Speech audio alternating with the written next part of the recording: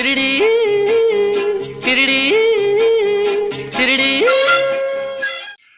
दोस्तों, आज के इस एपिसोड में हम किशोर कुमार से संबंधित एक ऐसे प्रसंग के बारे में बात करेंगे जिसे सुनते ही आप अपना हंसी नहीं रोक पाएंगे। ये प्रसंग है उनके साथ उनके एक बंगाली गीतकार, यानी कि आप जानते ही हैं किशोर कुमार जितने एक्टिव हिंदी पिक्चरों में थे, हिंदी गानों में थे, उतने ही एक्टिव बंगला में भी थे। तो उनके लिए जो भी लिरिसिस्ट थे यानी गीतकार थे, उनके साथ उनका एक संबंध या उनके साथ ही उनका एक प्रसंग के बारे में जब बात करेंगे आपको सुन के मजा आ जाएगा। दोस्तों, बात उन दिनों की है, यानी 80 के पूर्वार्ध की है, जब उनकी जो पहली वाइफ थी रुमा गुहो ठाकुर था। जैसे कि आप जानते हैं वो एक बहुत बड़ा म्यूजिकल बैंड चलाती थी जिसका नाम था कलकत्ता यूथ कोर, और उसमें जो है जीवनदायिनी या प्रेरणादायक गाने ही होया करते थे, सब कोरस में गाया करते थे जैसे कि आप चित्र में देख रहे हैं। और जो बहुत सारे गीतकार उनके लिए गीत लिखा करते थे, उसमें से ही एक गीतकार थे जिनका नाम था शिवदास बनर्जी। वो बहुत ही अच्छे गीतकार थे। तो एक बार रुमा गुहो ठाकुर ने उनसे रिक्वेस्ट किया जो इस बार दुर्गा पूजा में प्राइवेट एल्बम के लिए वो उनके लड़के यानी अमित कुमार के लिए कुछ गाना लिखे। शिवदास बनर्जी राजी हो गए। इससे क्या है, अमित कुमार भी कलकत्ता पहुंच गए और 2-3 गाने उनसे लिखवा लिए। जब अमित कुमार वापस आए बॉम्बे में और अपने पिताजी किशोर कुमार को दिखाए जो मैं ये एक नए गीतकार से लिखवाया हूं, किशोर कुमार उसको देख के बोले, अरे ये तो बहुत ही अच्छे लिरिक्स है, बहुत ही अच्छे गीत बने हुए, उनको जल्दी बुलाओ, मैं भी उन्हीं के गीतों में गाना चाहता हूं। फिर क्या था, अमित कुमार ने शिवदास बनर्जी को कलकत्ता से बॉम्बे बुला लिए और किशोर कुमार के नाम सुनते कौन नहीं आएगा, तो शिवदास बनर्जी आ गए उनके घर में। तो किशोर कुमार ने उनको पहले दिन अपने ड्राइंग रूम में यानी बैठक खाने में बिठाए और बोले चलिए कुछ गाना लिखा जाए। तो अब सुनिए बहुत मजेदार बात। तो बोले, शिवदास बनर्जी पूछे विषय क्या है। किशोर कुमार ने शायद शुरू में ये बोला, जो आप तो जानते ही हैं मैं किस टाइप का आदमी हूं, लोग कभी मुझे पागल कहते हैं, कभी जोकर कहते हैं, कभी अब इसमें एक गाना लिख दीजिए। अब शिवदास बनर्जी के लिए बड़ा मुश्किल है जी, ये कैसा गाना लिखे। खैर शिवदास बनर्जी लिखना शुरू किए, लेकिन वो लिखते लिखते थोड़ी देर बाद वो थोड़ा बाहर जाते थे, सिगरेट उगरेट पी के आते थे। इसमें थोड़ा किशोर कुमार क्रुद्ध हो गए। किशोर कुमार बोले, देखो तुम जो थोड़ी देर बाद बाहर जा रहे हो, इससे मेरा कंसंट्रेशन ब्रेक हो रहा है, तुम एक काम करो, तुम जिस लिए बाहर जा रहे हो वो धूम्रपान तुम यहीं कर लो। तो सिद्धार्थ बनर्जी घबरा गए, बोले आपके सामने? बना कोई बात नहीं, मैं तुम्हें इजाजत देता हूँ। और दोस्तों, आप शायद ये नहीं जानते थे, किशोर कुमार सिगरेट स्मोकिंग से बहुत हेट करते थे। वो पार्टीज में भी नहीं जाते थे क्योंकि वहां लोग सिगरेट पीते हैं करके। इवन अपने रिकॉर्डिंग के जो रिकॉर्डिंग रूम रहता है उसमें भी नहीं जाते थे जहां सब मशीन वगैरह रहता है, क्योंकि वहां जो कंपोजर वगैरह रहते थे उन्हें सिगरेट पीते थे। खैर सिद्धार्थ बनर्जी को उन्होंने अलाउ कर दिया।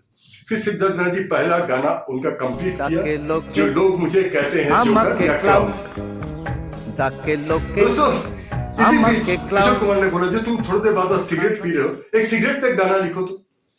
तो सिद्धार्थ बनर्जी थोड़ा सोच के बोले ठीक है, करके वो लिखने बैठे। थोड़ा देर में वो सिगरेट के ऊपर एक गाना लिख दिए, जो गाना किशोर कुमार पढ़ के बहुत खुश हो गए और बोले इसको तो मैं फाइनल करता हूं। ये गाना एक झलक आप सुनिए, हिंदी में लिरिक्स आपका नीचे आएगा, एक झलक। सिगारेट नहो तुमी श्वेत परी, गोल गोल सादा आहा मोरी मोरी, भावनार प्रतिफले तुमी साथी, दुटी ठोंटेर माझे। अब जब गाना पूर्ण हो गया तो शिवदास बनर्जी किशोर कुमार बोले, ये तो आप अपने पसंद के सिगरेट के बारे में लिख लिए, अब आप मेरे पसंद का चाय के बारे में एक गाना लिखिए। तो शिवदास बनर्जी इस बार चाय के बारे में लिखने लग गए और चाय के बारे में उन्होंने बहुत ही खूबसूरत तुकबंदी के साथ एक गीत लिख डाला। गाने को आप सुनिए।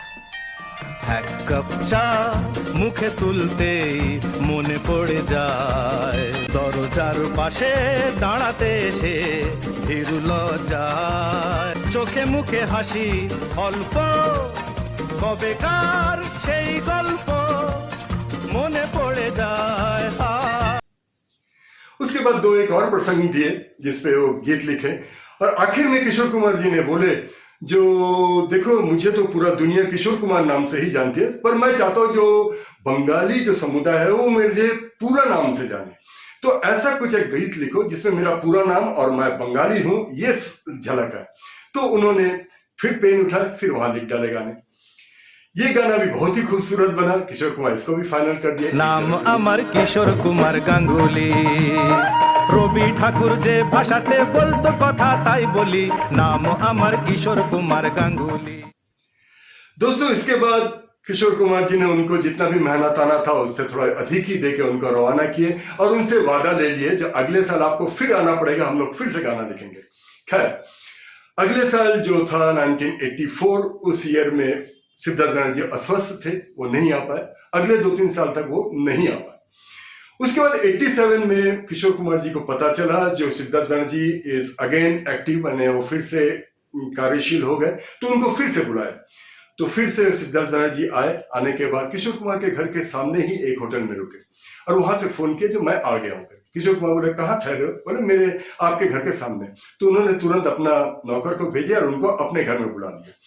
इस बार वो जो है शाम का वक्त था। शाम के वक्त में लॉन में बैठ के वो अमित कुमार, एक म्यूजिक डायरेक्टर वासुदेव चक्रवर्ती वगैरह सब बैठे हुए थे और उनको बोले इस बार तुम थोड़ा सा प्रेम से संबंधित गीत लिखो। तो बोले ठीक है। बोले पिछले बार प्रेरणादायक लिखे थे, जीवनदायी लिखे थे, इस बार प्रेम से लिखो। तो बोले कैसा रहेगा आप सिचुएशन? तो बोले जैसा हम लोग बैठे हैं, चांदनी रात है, इस टाइप का कुछ लिख दीजिए। तो उन्होंने बहुत ही अच्छा एक पूर्णिमा रात के ऊपर एक गीत लिखा जो कि बहुत हिट हुआ था, किशोर कुमार को बहुत पसंद था। एक झलक सुनिए। সেই রাতে রাত ছিল পূর্ণিমা।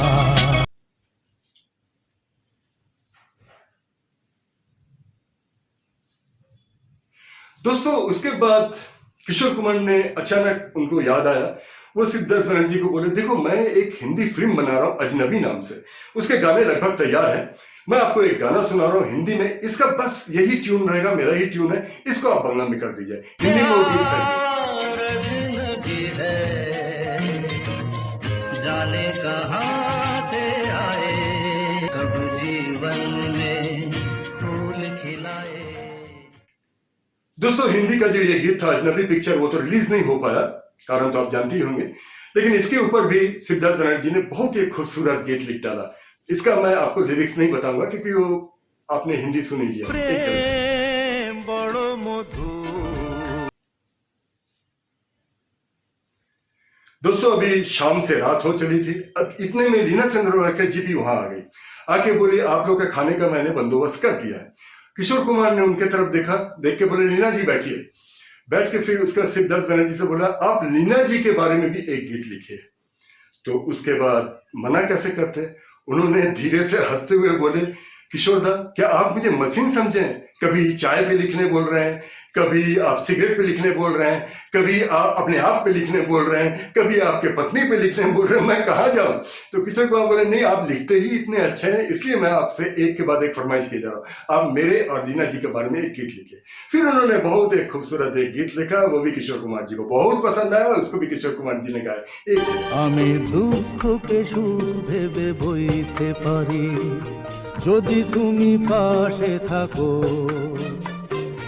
দৈন্যকে হাসি মুখে সইতে পারি যদি তুমি পাশে থাকো। दोस्तों उसके बाद जब गाने का पूरा महफिल खत्म हुआ तो किशोर कुमार जी ने बोले जो शिवदास एक मिनट रुको मैं थोड़ा आता हूँ। अंदर गए, एक तो सूटकेस लेके आए, सूटकेस लेके आके उनके हाथ में दिए, हाथ में देके बोले इसको जाके आप कलकत्ता में ही खोलिएगा, यहाँ नहीं खोलिएगा, और अगले साल नहीं, इस साल दिसंबर में ही आपको आना था, ईयर था 1987। फिर वो चले गए। फिर शिवदास बनर्जी उसको खोलने गए, अमित कुमार जी ने बहुत मना किया, देखिए पापा मना किया आप मत खोलिए। शिवदास बोले नहीं मैं ऐसा वैसा कैसे ले जा सकता हूँ, मैं खोलूंगा। खोल के देखे उन्होंने बहुत सारे नोटों की बंडल है, उन्होंने तुरंत उसको अमित कुमार को वापस कर दिया, बोले मुझे किशोर कुमार जी ने मेरे मेहनताना से ज्यादा पैसा दे चुके, ये मैं नहीं ले सकता, करके वो वापस दे दिए। और जैसे कि आप जानते हैं उसके बाद अक्टूबर महीने में ही 1987 में किशोर कुमार का डेथ हो गया। इसमें बहुत ही वो दुखी हो गए क्योंकि दिसंबर में दोनों का फिर से मिलने का था और वो आखिरकार नहीं मिल पाया। तो दोस्तों ये था आज का प्रसंग, आशा करता हूँ आपको अच्छा लगा होगा तो एक लाइक तो बनता ही है। और अभी तक अगर आपने हमारे इस चैनल को सब्सक्राइब नहीं किया तो मेरा आपसे हाथ जोड़ के निवेदन है इस चैनल को सब्सक्राइब कर लीजिए, ताकि जब भी मैं ऐसे कोई मजेदार किस्सा बनाऊं तो आप तक जरूर पहुंचे। नमस्कार।